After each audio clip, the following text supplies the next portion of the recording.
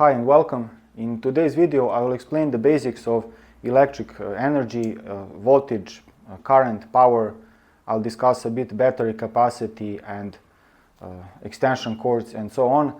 The idea is to help you understand any videos that are about batteries, electric tools, electric bicycles and so on. And for those I think it's worth explaining the very basics of electric energy. I have already made a video about the physical term of power, force, energy, and I will, if I don't forget, make it pop up in your top right corner. I suggest you watch that video before you watch this one. It might help you more easily follow what I'm about to explain, even though it's not really necessary, but it will help. Okay, so as far as this video goes, I will refer to that mentioned video in which I explained that the amount of work is measured in joules and equals the amount of force used in newtons over a certain distance in meters. Simply put, if I pull a cart for 100 meters, that is less work than if I pull it for 100 kilometers. And I've also explained that the work done is equivalent of the energy used.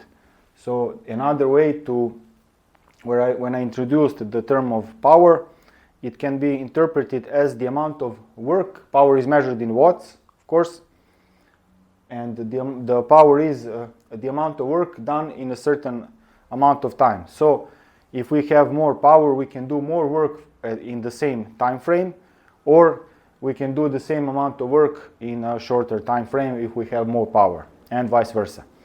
Likewise, we can say that power is a potential of transferring energy from one form into the other, which means that we can also view it as energy, also expressed in joules, like the work over time.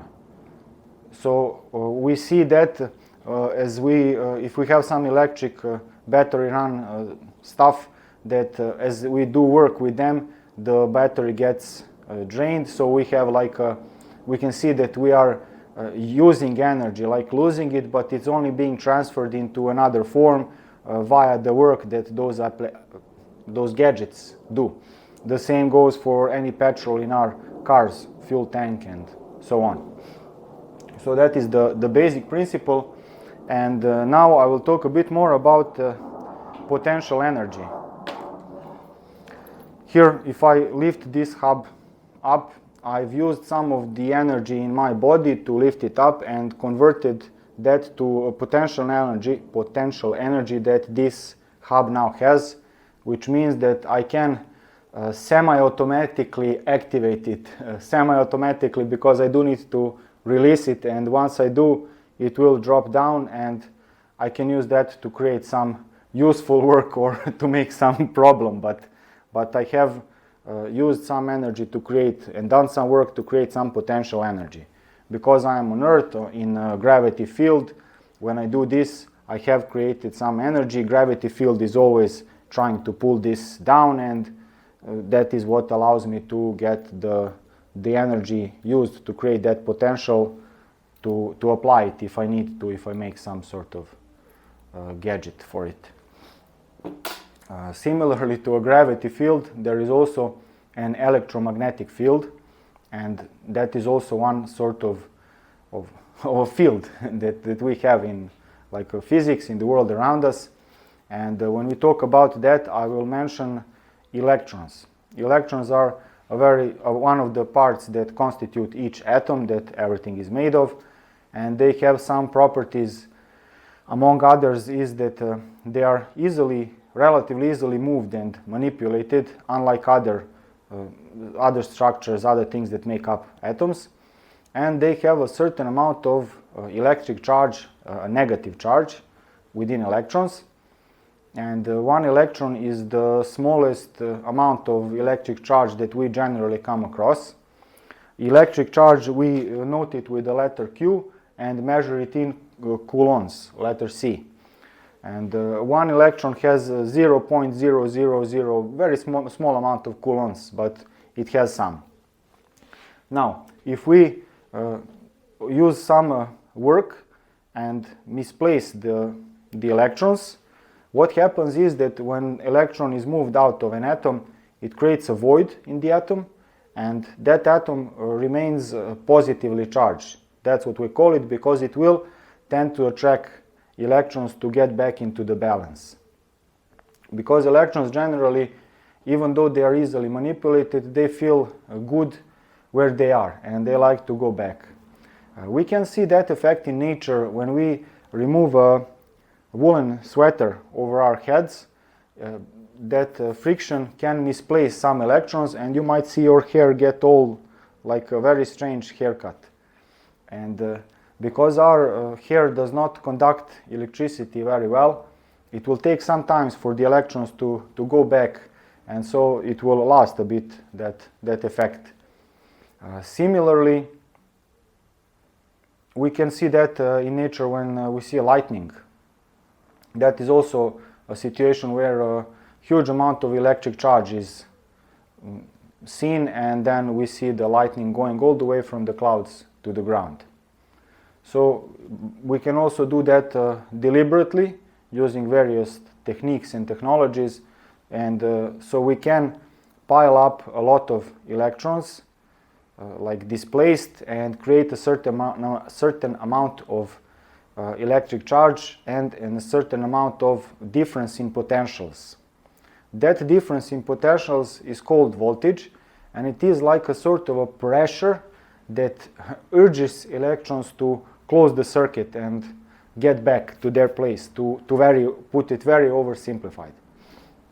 Okay, so if we talk about that voltage, difference in potentials, and the amount of misplaced electrons, when we see that in order to, the voltage that we create is like a potential energy. In order to make it work, we need to close the circuit.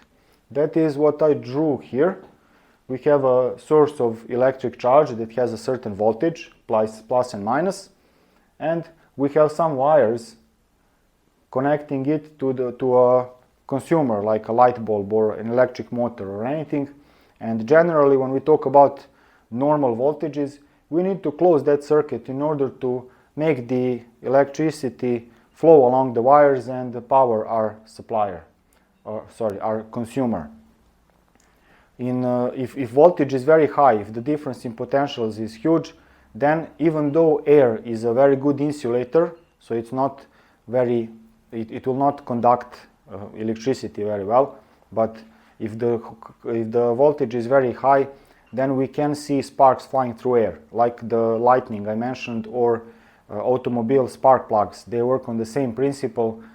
At exactly the right time, a huge amount of voltage is put on the spark plug, and so a spark flies from one end of the spark plug to the other, from the plus to the mass generally, and that ignites the mixture of air and fuel, and we have a controlled explosion that makes our engines run. So we can use that principle, but generally, most often we use the voltages that are more easily to control and not so hugely high, so air is enough to create like an infinite resistance that the electric circuit cannot really overcome, and so the electric circuit is open until we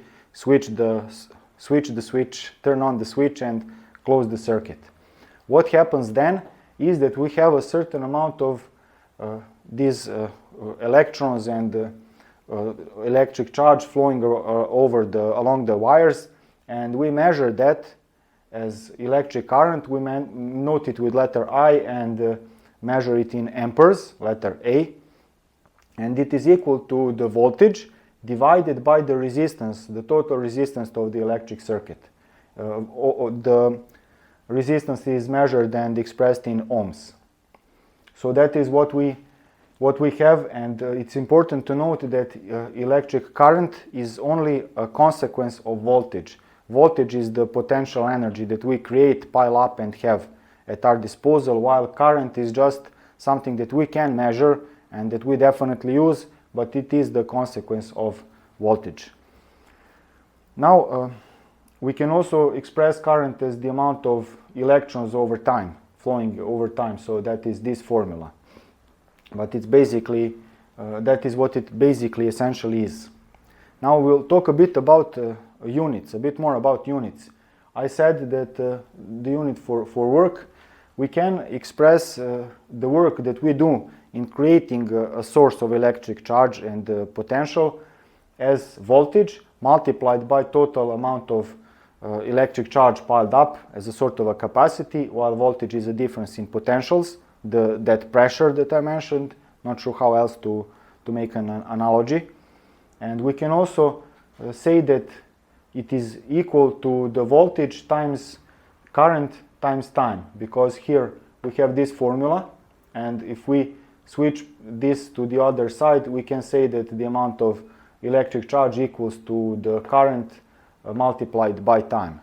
Because, let's explain it, if we have a current of 1 ampere flowing for 1 second, that is not the same amount of electric charge flown along wires as is if we have the same amount of current of 1 ampere but flowing over whole hour or whole day. So that is the difference. That is why we say current times time.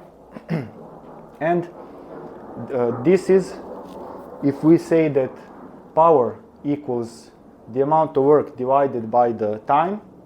We can say that if we divide this by time, then we will remove it out of the equation and we will get the formula which is important in practice and often used, that power equals voltage multiplied by current. In other words, we can say, since power is expressed in watts, that watts equal volt amperes. So that is the point of all this boring story, to come to this and explain where this comes from, because I think it is important in order to understand many things related to electricity. Now let's talk about your electric bills. Moving on. When you get your electric bills to pay, you get noted the amount of kilowatt hours that you've used up. And that is basically you're paying post-paid, not prepaid. When you charge a battery, you need to invest some energy, some work to charge it up, and then you have what you have in that battery. We'll talk a bit more about that later. But when you talk about electricity in your house and so on, you pay after the end of the month or so for what you have used up, and you have a basically unlimited supply. We'll also discuss that a bit later.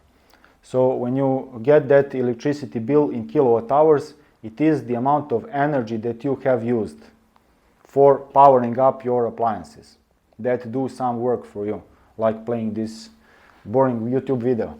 Okay, so if we say that energy equals power multiplied by time, that is the basic formula.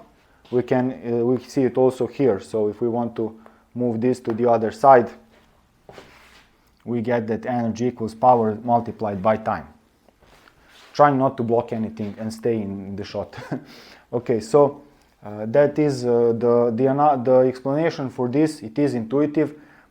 If we run 1000 watts, 1 kilowatt for 1 hour, it is not the same amount of energy as is if we run 1000 watts for 10 days. We will use more energy. So that is the logic behind the formula and an explanation.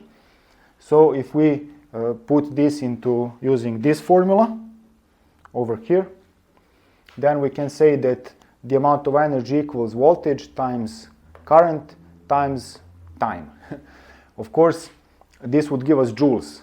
But if we say 1 kilowatt of power, that is 1000 watts, and kilowatt hour is 1 hour has 3600 seconds, so it's 1000 multiplied by 3600. We get that 1 kilowatt hour equals 3,600,000 joules. And this is not very easy not very intuitive to calculate, and we don't use it in practice. We use kilowatt hours for electric bills, and that's more intuitive to see when you know how much your appliances use of power and so on, so that you have a sort of a more easy to figures. Okay, it is all about energy. And when we buy a chocolate bar, it's all usually stated how much energy our body can get from that chocolate bar in calories or in joules, often both. So it still boils down to the same formula as explained in that previous video, but when we talk about electric energy, we usually use watts and watt hours and similar. And now I'll talk a bit about batteries. When we talk about batteries, they sometimes have their capacity noted in watt hours. There we are not talking about kilowatt hours for battery capacity usually, but watt hours. However, you will more often see the capacity stated in ampere hours or milliampere hours for smaller batteries. I will now explain what that is and how it is basically the very same formula. Because we have here I wrote two examples, one 3.6 volt battery and one 36 volt battery. So we have a voltage. Every battery has stated what is the amount of charge, the difference in potentials that it has. So we have the voltage and we have capacity in ampere hours or milliampere hours, whatever. And if we say that voltage multiplied by current multiplied by time, we can see that that is basically the same thing. We have watt hours only expressed in a different way. And as far as battery capacity goes, as far as battery, as far as this goes, we could recalculate that to watt hours, because volts multiplied by current is watt, and if we have 36 volts and 10 ampere hours, that gives us 360 watt hours. And this battery, 3.6 volts with a very generous capacity for those voltage batteries, it's not a realistic example, that would give us 36 watt hours. And what that basically means that if we use 1 ampere of current from either one of these batteries, they will be able to give us electricity for 10 hours. If we use 10 amperes of current, so we draw a bit more, then they will give us only 1 hour of work. And if we use 2 amperes, they will give us about 5 hours. So, however, it's important to note that this 36 volt battery with a capacity of 10 ampere hours will have 10 times more capacity than a 3.6 volt battery with the same capacity in ampere hours, because voltage is also important for the total power. To explain that, if we take a bicycle electric motor that needs 360 watts of power, that is how strong that motor is, and we run it at 100%, this 36 volt battery with 10 ampere hours will make it run for about 1 hour, because if we connect a 3600 watt powered electric motor to a 36 volt battery, it will be taking 10 amperes of current to get 360 watts, because of this formula that power equals voltage multiplied by current. Okay, so how do I not block it and stay in the shot? And if we use a 3.6 volt battery, it will need to, in order to run 360 watts, to provide 360 watts of power, it would need to give us 100 amperes of current, and that is a huge amount of current. It's not realistic to expect a small battery low voltage battery to provide that much current, but that aside, it would also require some very thick wires so they do not overheat as the electricity flows. We'll get back to that a bit later also, but that is the basic difference in how this plays out. So when you're calculating and doing any sort of construction or whatever, it is important both the capacity and the voltage that battery gives, because only those two data combined will give us the information how much energy is stored in that battery. Batteries are like prepaid, filled up, and we have what it has inside, and later on, if they are rechargeable, we need to recharge them. Okay, now I'll talk a bit about this band from Australia, very good one. AC is alternating current and DC is direct current. Batteries generally provide us with direct current, which means that polarity of their source is always the same. So battery always has a plus side and a minus side, and they stay like that, and the electricity flows in that direction. For alternating current, the polarity of the source always changes, which results with the electricity going in alternating directions. And for Europe, it's usually 50 times a second, 50 hertz frequency, and in United States it's 60 times a second, so the frequency of 60 hertz. And the advantages of alternating current are that it is a lot easier to transport it over longer distances with minimal losses. And that is why the electric power plants usually use very high voltages in thousands of volts when they need to transfer power to cities and towns and so on. And they also use the alternating three-phase current because it results in being able to use relatively thin wires without them overheating, while still giving a lot of energy, sending a lot of energy along those wires. Again, power equals voltage multiplied by current. So if we have a huge voltage, we can use some very small, relatively small current to transport a huge amount of power for all the stuff that cities and towns need. And the greater a current through along a wire, the more that wire will heat up, and it needs to be thicker in profile in order to not burn out from current being too high, generally speaking, regardless of the voltage. So those are two things that do play together and do interact each other, but the current is what causes a problem of wires overheating, while high voltage causes problems of not being easily controlled and contained, so it can spark and flow. So those are some major differences. And now let's get back to the alternating and direct current. Alternating current has a problem that it's not very tame. It's not very easy to control it. So any fine appliances, gadgets generally prefer to use lower voltages and direct current.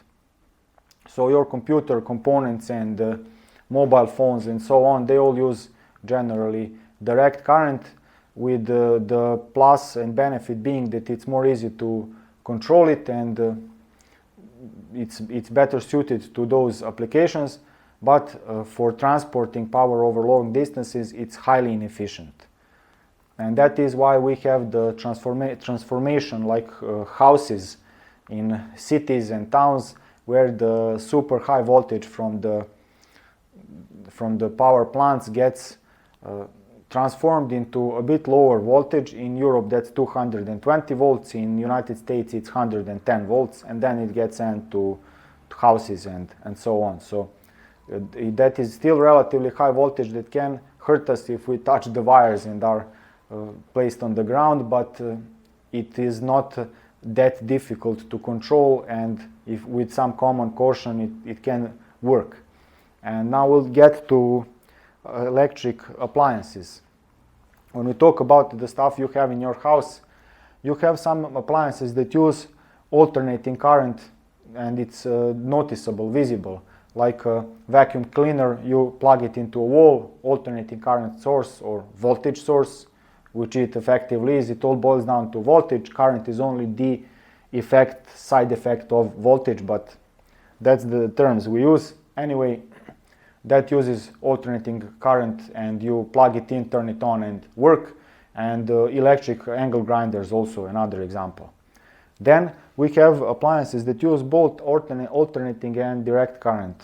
The first example that comes to mind is a stove or a dishwasher, or a washing machine, because they usually have a display that is digital, and that surely runs on direct current, but they also have the heaters, and those definitely run on alternating current, because it would be inefficient to transfer the current to a direct one in order to power something as simple as a heater.